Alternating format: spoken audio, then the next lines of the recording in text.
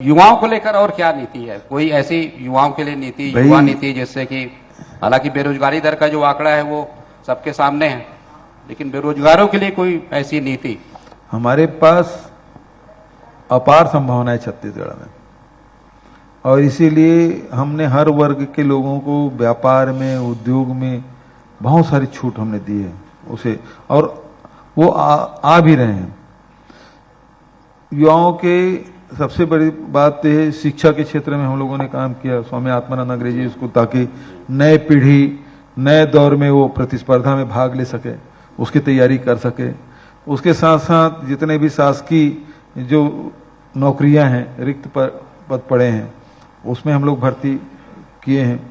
और फिर व्यापार उद्योग के बारे में पहले ही बताया, तो लगातार हमारी कोशिश है उनको अवसर हम दें, क्योंकि वही हमारे भविष्य हैं। आज सबसे बड़ा जो रोजगार का जरिया बना वो कृषि है।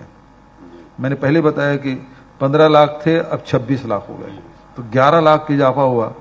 तो आज हमारे यहाँ छत्तीसगढ़ में कृषि है वो सबसे फायदे का धंधा हो गया। अभी हमने एक छोटा सा निर्णय लिया कि जो मंडी शुल्क है उसको हमने, जो एक्सपोर्ट कर रहे हैं धान, उसमें हमने छूट दे दी। तो हुआ क्या, किसानों के धान जो आज मंडी में पता कर लीजिएगा 1900 से लेके 2400 रुपये क्विंटल में बिक रहा है। आप धमतरी, भाटापारा,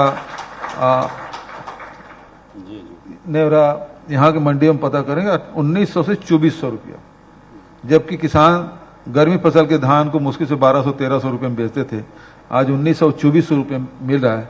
तो हमारी जो नीति है वो ये है कि कैसे हम लोगों के आय में वृद्धि करें। तो कृषि भी एक बड़ा रोजगार का हमारा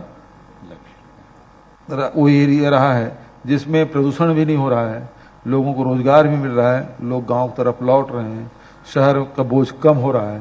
तो ये अपने आप में बड़ी उपलब्धि है।